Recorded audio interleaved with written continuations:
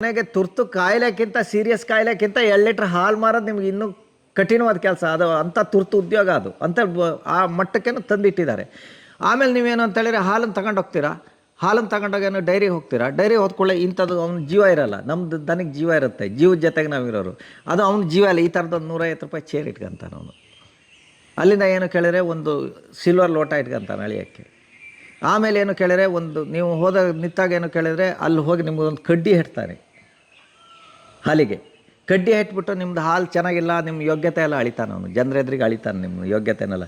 ನಿನ್ನ ಹಾಲು ಪ್ಯಾಟ್ ಕಮ್ಮಿ ಇದೆ, ನಾಳಿಂದ ತಗೋಬರ್ಬೇಡ, ಇನ್ನೂ ಸ್ವಲ್ಪ ಜಾಸ್ತಿ ಪ್ಯಾಟ್ ಬರಬೇಕು, ಅವು ಇವೆಲ್ಲ ಕತೆ ಹೇಳಿ ನಿಮ್ಮ ಮರ್ಯಾದೆ ತೆಗಿತಾನಲ್ಲಿ, ನಿಮ್ಮ ಯೋಗ್ಯತೆ ಅಳಿತಾನೆ. ಇಷ್ಟೆಲ್ಲ ಕಷ್ಟಪಟ್ಟಲ್ಲಿ ಹೋದಾಗ ನಿಮ್ಮ ಯೋಗ್ಯತೆ ಅಳೆದು ನಾಳೆ ನೀನೇನು ಚೆನ್ನಾಗಿ ತರಬೇಕು ಅಂತಾನೆ.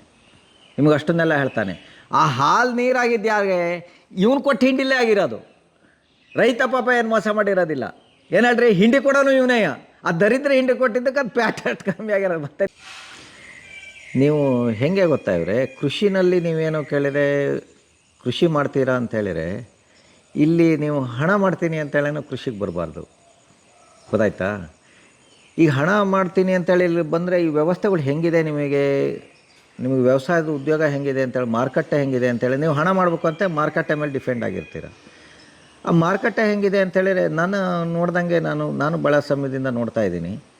ಏನಾಗುತ್ತೆ ಅಂತೇಳಿದರೆ, ನೀವು ಸರ್ಕಾರಗಳೇನೋ ಹೇಳುತ್ತೆ, ನೀವೇನೋ ಒಂದು ಪ್ಯಾಕೆಟ್ ಮಾಡಿ ಮಾರ್ತೀರಾ ಅಂತೇಳಿದರೆ ನೀವೊಂದು ಉಪ್ಪು ಮಾಡಿರಿ, ಒಂದು ಪೆನ್ಸಿಲ್ ಮಾರ್ರಿ, ಇನ್ನೊಂದು ಮಾರ್ರಿ, ಮೊಬೈಲ್ ಮಾಡಿರಿ, ಯಾವುದೇ ಮಾಡಿದರೂ ಅದೇನೋ ಹೇಳುತ್ತೆ ನಿಮಗೆ ನಿನ್ನ ರೇಟ್ ಎಷ್ಟಪ್ಪ, ನಿನ್ನ ಪ್ರೊಡಕ್ಷನ್ ಕಾಸ್ಟು, ನಿಮ್ಮದೇನು ರೇಟ್ ಎಷ್ಟು ನಿಂದೇನೋ ಹೇಳಪ್ಪ ಅಂತ. ನಿನ್ನ ಮಾಲಿನ ಬೆಲೆ ಎಷ್ಟು ನಿಗದಿಪಡಿಸು, ಇಲ್ಲದೇ ನೀನು ತಗೊಂಡು ಜೈಲಿಗೆ ಹಾಕ್ತೀನಿ, ಕಾನೂನು ಪ್ರಕಾರ ಅಪರಾಧ ಅನ್ನತ್ತೆ. ಅವನು ಏನು ಮಾಡ್ತಾನೆ, ಯಾವುದೇ ತಯಾರಕ ಇರ್ಬೋದು, ಅವನೇನು ಮಾಡ್ತಾನೆ ಅಂತೇಳಿದರೆ ತನ್ನ ಉತ್ಪಾದನಾ ವೆಚ್ಚ, ಅಲ್ಲಿಂದ ಅವನಿಗೆ ಲಾಭಾಂಶಗಳು ಮತ್ತು ಅವನಿಗೆ ಮಾರ್ಕೆಟಿಂಗು, ಇವನ್ನೆಲ್ಲ ಮಾಡಿಬಿಟ್ಟು ಅವನು ವಸ್ತುಗೆ ಎಷ್ಟೇ ರೇಟ್ ಆಗ್ಬೋದು ಮೇಲೊಂದು ರೇಟ್ ಫಿಕ್ಸ್ ಮಾಡ್ತಾನೆ ಅವನು. ನಾನು ಇಷ್ಟಕ್ಕೆ ಮಾರ್ತೀನಿ ಅಂತ, ಅದು ಅವನು ಹಕ್ಕದು ಅಂತೇಳೇನು ಮಾಡಿದೆ. ಅದೇ ತದ್ವಿರುದ್ಧವಾಗಿ ನೀವು ವ್ಯವಸಾಯದಲ್ಲಿ ಹೆಂಗಿದೆ, ಕೃಷಿ ಮಾರ್ಕೆಟ್ ಹೆಂಗಿದೆ ಅಂತೇಳಿದರೆ ನಿಮಗೆ ಬಹಳ ವಿಚಿತ್ರವಾಗಿದೆ ಅವರೇ. ನೀವು ಇದರಲ್ಲಿ ಏನು ಅಂತೇಳಿದರೆ, ರೈತ ಬೆಳೆ ಮಾಡ್ತಾನೆ, ಉತ್ಪಾದನೆ ಮಾಡಿದವನೇ, ಅವನಿಗೆ ಮಾರೋಕ್ಕೆ ಬೆಲೆ ಕಟ್ಟ ಹಕ್ಕೇ ಇಲ್ಲ ಅವನ ಹತ್ರ, ಕಸ್ಕೊಬಿಟ್ಟಿದ್ದಾರೆ. ಅದೊಂಥರ ಹೆಂಗೆ ಅಂತೇಳಿದರೆ ನಾವು ಏನು ಮಾಡಿದ್ದೀವಿ ಅಂತೇಳಿ ಅದಕ್ಕೆ ಅಡ್ಜಸ್ಟ್ ಆಗಿದ್ದೀವಿ. ಆ ಥರದಲ್ಲಿ ಅಂತೇಳಿದ್ರೆ ಈಗ ಆನೆಕಾಲಿಗೆ ಚೈನ್ ಹಾಕೋದು ಅಂತೀವಲ್ಲ, ಮರಿಗೇನೋ ಒಂದು 2 ವರ್ಷ ಚೈನ್ ಹಾಕಿರಿ, ಕೊನೆಗೇನೋ ಇಷ್ಟುದ ಮೋಟ್ ಚೈನ್ ಹಾಕಿರಿ, ಎಲ್ಲೂ ಹೋಗಲ್ಲಲ್ಲ ಅದು. ಆ ರೀತಿ ನಾವು ಹೆಂಗೆ ಮಾಡಿದ್ದೀವಿ ಅಂತೇಳಿ, ನಮ್ಮ ಬೆಲೆ ಕಟ್ಟ ಹಕ್ಕಿಲ್ಲ ಅನ್ನತ್ತೇಳಿ ನಮ್ಮ ಭಾವನೆಗೆ ಬಂದುಬಿಟ್ಟು ನಾವೇನು ಕೇಳಿದ್ರೆ ಮಾರ್ಕೆಟಲ್ಲಿ ನಮ್ದು ಯಾವುದೂ ಮಾಲ್ ಕೇಳಲ್ಲ ಅಂತೇಳಿದ್ರೆ, ರೇಟ್ ಬಿದ್ದೋತು ಮಾರಾಯ, ಮಾಲಿಗೇನು ಭಾಳ ರೇಟ್ ಬಿದ್ದೋತು ಅಂತೀವಿ, ಅಷ್ಟೇ ತಿಳ್ಕೊಂಡು ಸುಮ್ಮನೆ ಇರ್ತೀವಿ. ಬಿಟ್ಟರೆ ಅದ್ರ ಆಚೆ ನಾವೇನು ಹೋಗೋದೇ ಇಲ್ಲ. ಅದು ನಿಮಗೆ ಹೆಂಗಿದೆ ಇದು ಮಾರ್ಕೆಟ್ ಅಂತೇಳಿದರೆ, ಈಗ ನೋಡಿರಿ, ರೈತ ಒಂದು ಬಾಳೆಕೊನೆ ಬೆಳಿತಾನೆ. ಬಾಳೆಕೊನೆನೋ ಇನ್ನೊಂದು ನಿಮ್ಗೊಂದು ಬಾಳೆಕೊನೆದೇ ಉದಾಹರಣೆ ಹೇಳ್ತೀನಿ ನಾನು.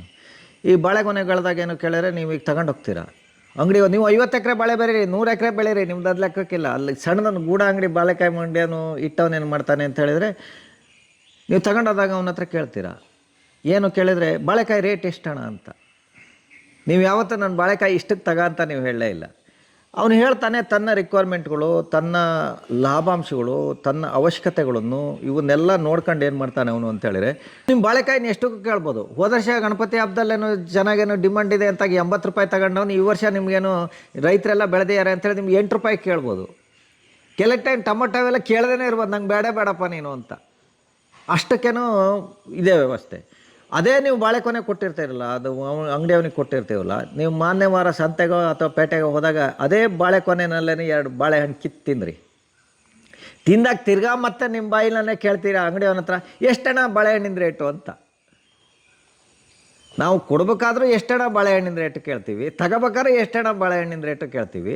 ಅಲ್ಲಿ ಏನು ಕೇಳಿದ್ರೆ ಅವನು ತನಗೇನು ಕಳೆದ ವಾರ ನನಗೆ ಇದೇ ರೈತ ಕೊಟ್ಟಿದ್ದ, ಅವನದೇ ಬಾಳೆಕಾಯಿದು, ಅವನು 6 ತಿಂಗಳು ವರ್ಷ ಬೆಳೆದವನು, ಕಷ್ಟಪಟ್ಟವನು ಅಂತೇಳಿ ಯಾವುದೋ ಮುಜುಗರ, ಯಾವುದೋ ಒಂದು ತಲೆ ಒಳಗೆ ಬುದ್ಧಿ ಇಲ್ಲದೆ ಅವನು ಏನು ಮಾಡ್ತಾನೆ ಅಂತೇಳಿ ಅವನು ಎಂಥವನು ಅಂತೇಳಿದ್ರೆ, ಕಳೆದ ವಾರ 8 ಅಣೆ ನಿಮ್ಮ ಹತ್ರ ಬಾಳೆಕಾಯಿ ತಗೊಂಡವನು, ಈ ವಾರ ನೀವು 2 ಬಾಳೆಹಣ್ಣು ತಿಂದಿದ್ದಕ್ಕೆ ಫ್ರೀಯಾಗಿ ಕೊಡೋದಿಲ್ಲ. ಅವನು 5 ರೂಪಾಯಿ, ಒಂದು 10 ರೂಪಾಯಿ ಅಣ್ಣ, 2 ಹಣ್ಣಿಗೆ 10 ರೂಪಾಯಿ ಕೊಡೋಣ ಅಂತಾನೆ. ನೀವು ಕೊಟ್ಟು ಬರ್ತೀರಾ. ಆ ರೀತಿ ನಿಮ್ಗೇನು ಅಂತೇಳಿದ್ರೆ, ನಿಮ್ಗೆ ಯಾವುದೂ ಸಮೇತ ನಮಗೆ ಬೆಲೆಗೆ ಮಾರ್ಕೆಟಲ್ಲಿ ನಾವು ಮಾಲಿಗೇನು ಬೆಲೆ ಕಟ್ಟ ಹಕ್ಕೇ ಇದೆ ಅನ್ನೋದನ್ನು ನಾವೇನು ಕಳ್ಕೊಬಿಟ್ಟಿದ್ದೀವಿ. ಈಗ ನಮ್ಮ ಭಾವನೆನೂ ಹಂಗೆ ಬಂದಿದೆ. ಆ ರೀತಿ ಸಮಾಜನೂ ಬಿಂಬಿಸ್ತಾ ಇದೆ. ನಿಮ್ಗೆ ಅದರಲ್ಲೇನು ನಿಮಗೇನು ಬೆಲೆ ಕಟ್ಟಕ್ಕೆ ಅರ್ಹತೆಯೇ ಇಲ್ಲ ಅಂತಾದಾಗ ನೀವು ಇದರ ಲಾಭಾಂಶ ಏನು ನಿರೀಕ್ಷೆ ಮಾಡ್ತೀರಾ? ನೀವು ಏನೇ ಕ್ಯಾಲ್ಕುಲೇಷನ್ ಮಾಡಿದ್ರೆ ನಿಮ್ಮ ಕೈಲಿರುತ್ತೆ, ಬಿಟ್ಟರೆ ಅದನ್ನು ನಿಮ್ಗೆ ಬರೋ ಇದರಲ್ಲಿ ಇರೋದಿಲ್ಲಲ್ಲ. ಅಲ್ವಾ? ನಿಮ್ಮ ಹತ್ರ ಹಕ್ಕೆ ಇಲ್ಲದಿದ್ದಾಗ ನೀವು ಅದಕ್ಕೆ ಯಾಕೇನೋ ಲಾಭಾಂಶ ನನಗೆ ಇಷ್ಟು ಬೆಳಿತೀನಿ, 1 ಎಕರೆ ಶುಂಠಿ ಬೆಳೆದ್ರೆ ಇಷ್ಟು ಬರುತ್ತೆ, 1 ಎಕರೆ ಟೊಮೊಟೊ ಬೆಳೆದ್ರೆ ಇಷ್ಟು ಬರುತ್ತೆ, 1 ಎಕರೆ ಅಡಿಕೆ ಬೆಳೆದ್ರೆ ಇಷ್ಟು ಬರುತ್ತೆ, ನೀವು ಹೆಂಗೆ ಅದನ್ನು ಬೆಳೆ ಕಟ್ಟೋದು? ನೀವೇನೋ ಈಗ ನಾನು ನೋಡ್ತೀನಿ ಸ್ವಲ್ಪ ಶ್ರೀಮಂತ ರೈತರದ್ದು ಬೇರೆ ವರ್ಗದ್ದು ನಿಮಗೆ ಪರಿಸ್ಥಿತಿ ಅಷ್ಟೇ. ಈಗ ಅಡಿಕೆ ಬೆಳಿತೀವಿ, ಅಡಿಕೆ ಬೆಳೆದಾಗ ಏನು ಕೇಳಿದರೆ ಸೊಸೈಟಿಗಳಿದೆ, ಸಹಕಾರಿ ಸಂಘಗಳಿದೆ, ಅದಕ್ಕೆ ಮಂಡಿಗಳಿಗೆ ಹಾಕ್ತೀವಿ. ಅದಕ್ಕೆ ಹಾಕಿದಾಗ ಅಲ್ಲೂ ಅಷ್ಟೇ ಏನು ಅಂತ ಹೇಳಿದರೆ, ಈಗ ನಾನು ತಗೊಂಡೋದಾಗ ಚೀಲ ಇಟ್ಟು ಬರ್ತೀವಿ, ಇಟ್ಟು ಬಂದಾಗ ನಮ್ಮ ಹೆಸರಲ್ಲಿ ಬರೆದಿರ್ತಾನೆ. ಆಮೇಲೆ ನಮ್ಗೆ ಅಡಿಕೆ ವ್ಯಾಪಾರಕ್ಕೆ ಬೇಕು ಅಂತ ಹೇಳಿದ್ರೆ ವ್ಯಾಪಾರಕ್ಕೆ ಬಿಡಪ್ಪ ಅಂತೀವಿ. ಅಲ್ಲಿ ಯಾರೋ ಒಬ್ಬ ನೀವು ಟ್ರೇಡಿಂಗ್ ನಾವು ಬಂದುಬಿಟ್ಟೇನೋ ಅವನಿಗೆ ಎಷ್ಟು ಬೇಕೋ ಅಷ್ಟೊಂದು ಬೆಲೆ ಕಟ್ತಾನೆ. ಅವ್ನು ಬೆಲೆ ಕಟ್ಬಿಟ್ಟು ನಮ್ಮ ಮಾರನೇ ದಿವಸ ನಾವೇನೋ ಮತ್ತೆ ಫೋನ್ ಮಾಡಿ ಕೇಳ್ತೀವಿ, ನಾನು ಅಡಿಕೆ ಎಷ್ಟಕ್ಕೇನು ವ್ಯಾಪಾರ ಆಗಿದ್ದಾಣ ಅಂತ. ಅವ್ನು ಎಷ್ಟಕ್ಕೂ ಹೇಳ್ಬೋದು, ಇಷ್ಟ ಆದರೂ ಕೊಡ್ಬೋದು, ಕಷ್ಟ ಬಿಟ್ಕೋಬೋದು ನೀವು. ಅದಕ್ಕೋಸ್ಕರ ಹೆಂಗೆ ಅಂತೇಳಿ ನೀವು ಇವತ್ತು 50 ಎಕರೆ ಅಡಿಕೆ ಬೆಳೋಕ್ಕಿಂತ 50 ಸ್ಕ್ವೇರ್ ಫೀಟಲ್ಲಿ ಅಡಿಕೆ ಮಂಡಿ ಮಾಡೋದನ್ನು ಭಾಳ ಶ್ರೀಮಂತ. ಹೆಂಗಾದ ಅವನು ಅಡಿಕೆನೇ ಬೆಳೆದಿದ್ರು ಅವನು ವ್ಯಾಪಾರಿ. ಅವನೇನು ಅಡಿಕೆ 50 ಸ್ಕ್ವೇರ್ ಫೀಟಲ್ಲಿರೋಂಥ ಮಂಡಿ, ಅವನು 50 ಎಕರೆ ಅಡಿಕೆ ಬೆಳೆಗಾರಕ್ಕಿಂತ ಭಾಳ ಶ್ರೀಮಂತ, ಅವನು ದುಪ್ಪಟ್ಟು ಶ್ರೀಮಂತ ಅವನು.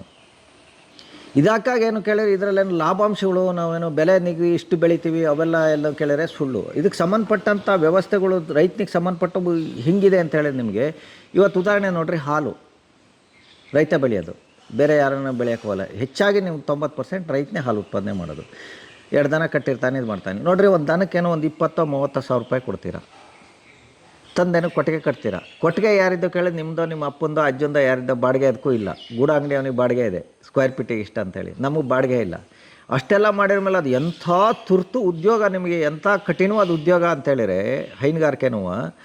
ನಿಮಗೇನು ಅಂತೇಳಿದರೆ, ನಿಮಗೇನೋ ತಾಯಿಗೋ ಮಗನಿಗೋ ಹೆಂಡ್ತಿಗೋ ಯಾರಿಗೋ ಹುಷಾರಿಲ್ಲ ಅಂತ ಹೇಳಿದ್ರು ಸಮೇತ 2 ಲೀಟ್ರ್ ಹಾಲು ಕರೆದವರು ನೀವೇನು ಕೇಳಿದ್ರೆ ಆ 2 ಲೀಟ್ರ್ ಹಾಲಿಗಾಗಿ ಅಲ್ಲಿ ಹಾಲು ಡೈರಿ ಪಾಯಿಂಟಲ್ಲಿ ಏನೋ ಹೋಗ್ತಾನೆ ಅಂತೇಳಿ ನಿಮಗೆ ಹುಷಾರಿಲ್ಲದೆ ಹೋದ್ರು ನೀನು ಇರೋ ಕೊನೆಗೆ ಕರ್ಕೊಂಡು ಹೋಗ್ತೀನಿ ಅಂತ ಹಾಲು ಹೊತ್ಕೊಂಡು ಓಡೋಗ್ತೀರಾ ನೀವು.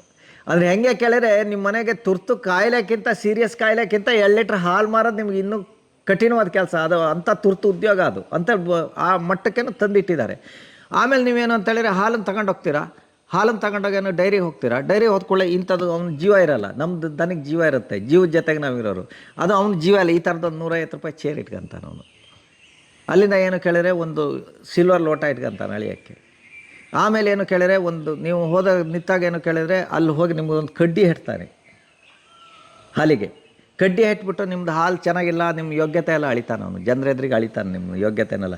ನಿನ್ನ ಹಾಲು ಪ್ಯಾಟ್ ಕಮ್ಮಿ ಇದೆ, ನಾಳಿಂದ ತಗೋಬರ್ಬೇಡ, ಇನ್ನೂ ಸ್ವಲ್ಪ ಜಾಸ್ತಿ ಪ್ಯಾಟ್ ಬರಬೇಕು, ಅವು ಇವೆಲ್ಲ ಕತೆ ಹೇಳಿ ನಿಮ್ಮ ಮರ್ಯಾದೆ ತೆಗಿತಾನಲ್ಲಿ, ನಿಮ್ಮ ಯೋಗ್ಯತೆ ಅಳಿತಾನೆ. ಇಷ್ಟೆಲ್ಲ ಕಷ್ಟಪಟ್ಟಲ್ಲಿ ಹೋದಾಗ ನಿಮ್ಮ ಯೋಗ್ಯತೆ ಆಳ್ದು ನಾಳೆ ನೀನೇನು ಚೆನ್ನಾಗಿ ತರಬೇಕು ಅಂತಾನೆ, ನಿಮಗೆ ಅಷ್ಟನ್ನೆಲ್ಲ ಹೇಳ್ತಾನೆ.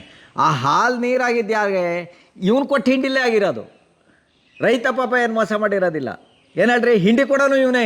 ಆ ದರಿದ್ರ ಹಿಂಡಿ ಕೊಟ್ಟಿದ್ದಕ್ಕೆ ಅದು ಪ್ಯಾಟ್ ಕಮ್ಮಿ ಆಗಿರೋದು. ಮತ್ತೆ ಇವ್ರು ಪಾಪ ರೈತ ಏನು ಮೋಸ ಮಾಡಿರೋದಿಲ್ಲ.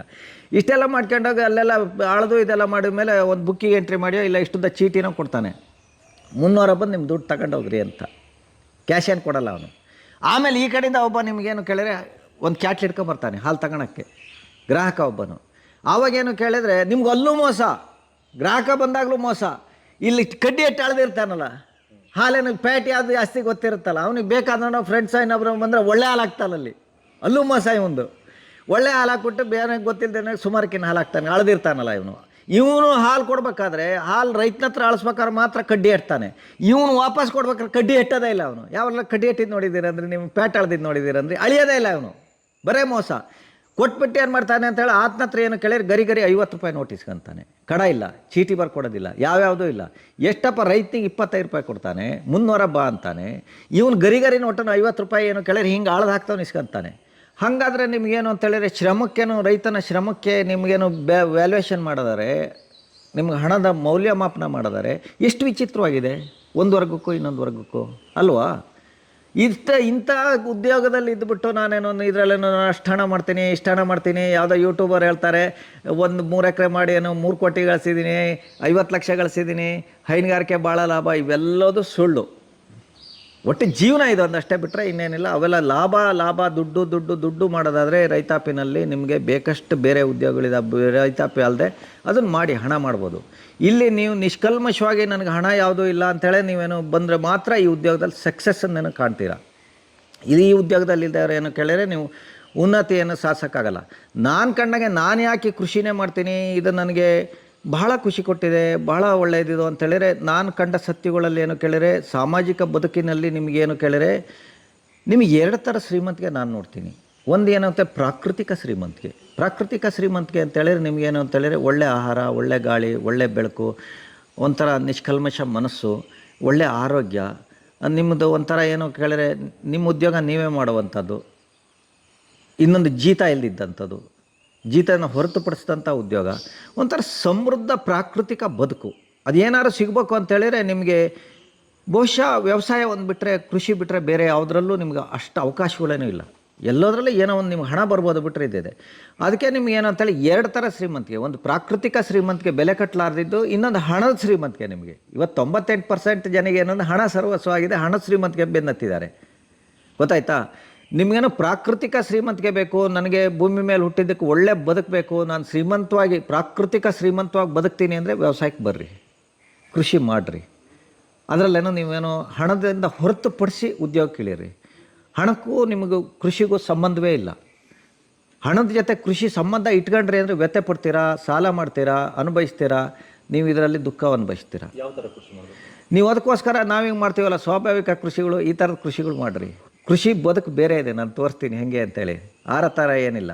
ನೀವು ರೈತನ ಅವನತಿಗಳು ಎಲ್ಲಿ ಸ್ಟಾರ್ಟ್ ಆಯ್ತು ಅಂತೇಳಿದರೆ, ನೈಜವಾಗಿ ನನ್ನ ಇತ್ತೀಚೆಗೆ ನನಗೆ ಬರೋಂಥ ಬೆಳೆಗಳು ಇಷ್ಟೆಲ್ಲ ಏನು ಖರ್ಚಿಲ್ಲದೆ ಹೋದರೂ ಸಮೇತ ಅದ್ಭುತವಾದ ಇಳುವರಿಗಳು, ಯಾವುದು ಕಾಯಿಲೆ ಇಲ್ಲದೆ ಅಷ್ಟು ಇಳುವರಿ ತಗೊಂತೀನಿ, ಅಷ್ಟೆಲ್ಲ ಇದು ಮಾಡ್ತೀನಿ ಅಂತ ಅಂದಾಗ ನನಗೆ ಗೊತ್ತಾಯ್ತು.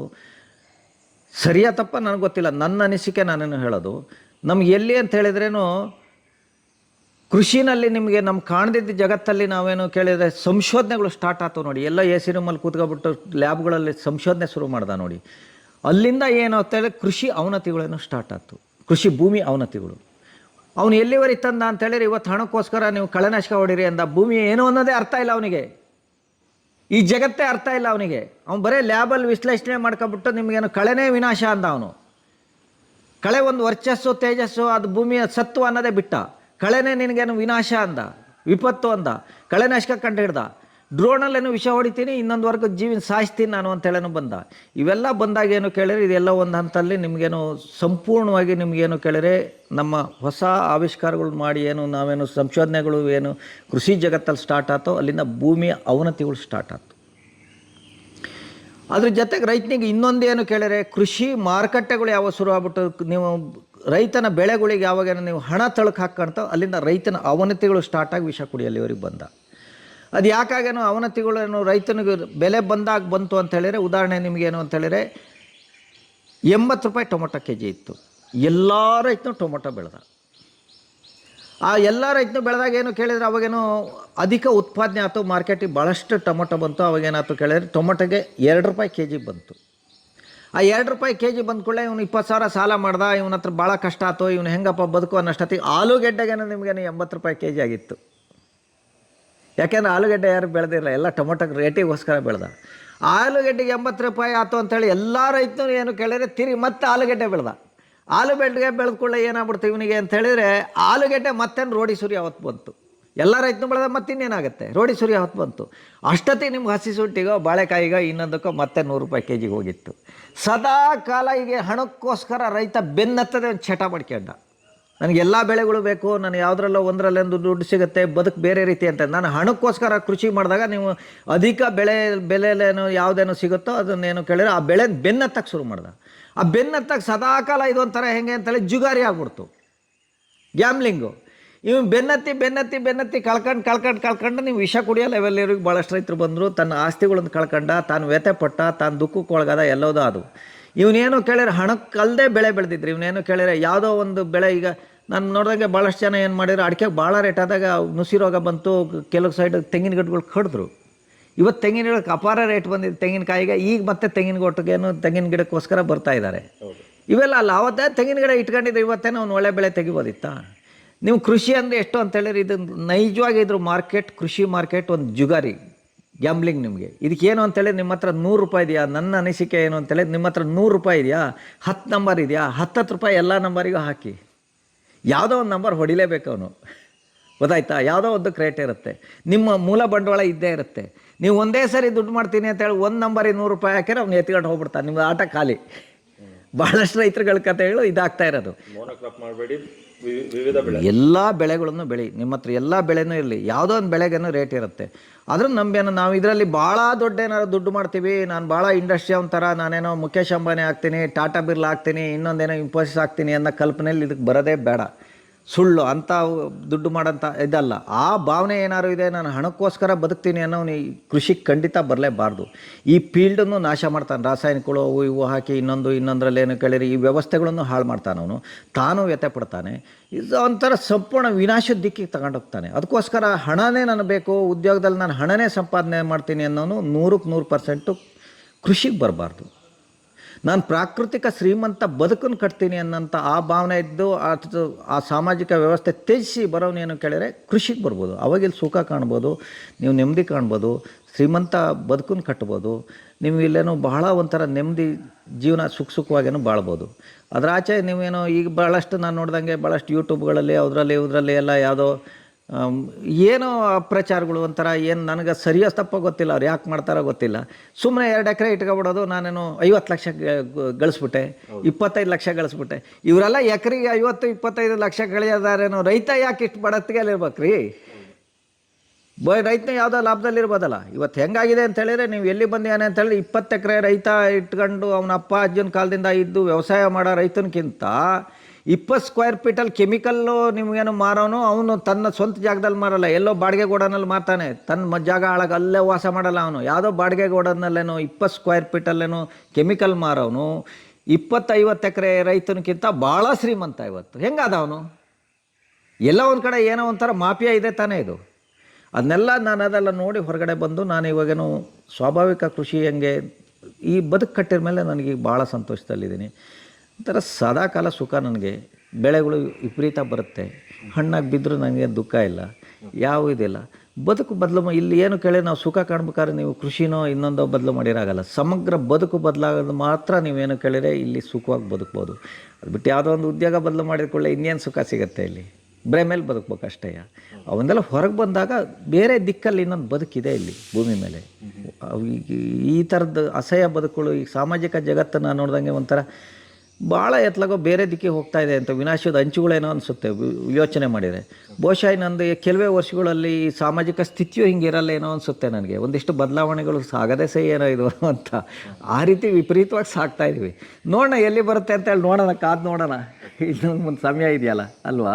ಓಕೆ ಸರ್, ಈಗ ನಿಮ್ಮ ಬದುಕು ಬದಲಾಗಿದೆ. ಹಾಂ, ಕೃಷಿ ಬಿಟ್ಟು ಬೇರೆ ಇನ್ನೊಂದಿದೆ. ಹೌದೌದು, ಕೃಷಿ ಅನ್ನೋದೆಲ್ಲ ಬದುಕನ್ನೇ ಬದಲು ಮಾಡ್ಕೋಬೇಕು ನಾವು. ಬದುಕು ಇಲ್ಲ ನಮ್ಮ ಜೀವನ ಬದಲು ಮಾಡ್ಕೋಬೇಕು. ಬಿಟ್ಟರೆ ನೀವು ಕೃಷಿ ಒಂದು ಬದಲು ಮಾಡಿ ಇನ್ನೊಂದು ಮಾಡಿದಾಗ ಇಲ್ಲಿ ಸುಖ ಕಾಣೋಕ್ಕಾಗಲ್ಲ. ಸುಖದ ಬದುಕು ಆನಂದವಾಗಿ ಬದುಕಬೇಕು ಅಂದರೆ ನಿಮ್ಮ ಬದುಕನ್ನು ಬದಲು ಮಾಡ್ಕೋಬೇಕು. ಉದ್ಯೋಗ ಬದಲು ಮಾಡಿಕೊಳ್ಳೆ ಆಗೋದಿಲ್ಲ. ಅದು ಬೇರೆ ವಿಚಾರಗಳು, ಅದೆಲ್ಲ ಬೇರೆ ಬೇರೆ ವಿಚಾರಗಳು. ಈಗ ನೀವು ಈ ಸಮಾಜ ಬಿಟ್ಟು ಈ ಒಂದು ಜೀವ ಜಗತ್ತು ಬಿಟ್ಟು ಬೇರೆ ಒಂದೇ ಜೀವ ಜಗತ್ತು ನೋಡಿದ್ದೀರಾ? ಅಲ್ಲ, ಎಲ್ಲದಲ್ಲೂ ಇದ್ದವನು ನಾನು ರಾಜಕೀಯ ಮಾಡಿದ್ದೀನಿ. ನಾನು ಭಾಳ ಕೆಮಿಕಲ್ ಕೃಷಿಕ. ಒಂದು 10 ವರ್ಷ ನಾನು ಹಾಕಿದ ಕೆಮಿಕಲ್ ಯಾರೂ ಹಾಕೋಲ್ಲ, ಅಷ್ಟೇನು ನಾನೇನು ರಾಸಾಯನಿಕಗಳನ್ನು ಬಳಸಿದ್ದೀನಿ. ನಾನು ಎಲ್ಲ ಮಾಡಿ ಇವಾಗ ಒಂದು 30-33 ವರ್ಷ ಆಯ್ತು. ನಾನು ಸಂಪೂರ್ಣ ಯಾವತ್ತು ಅದನ್ನೆಲ್ಲ ಬಿಸಾಡಿ ಬದಿಗೆ ಬಂದೆ. ನನಗೂ ಇವಾಗೇನು ಕೇಳಿದ್ರೆ ಒಂದು 10 ವರ್ಷ ಒಂದು ಮಟ್ಟದಲ್ಲೇನೋ ಭಾಳ ಏನು ಅನಿಸಲ್ಲ, ಬದುಕು ಕಟ್ಟಿರು ಸಾಕು ಅಂತ ಅನ್ನಿಸ್ತು.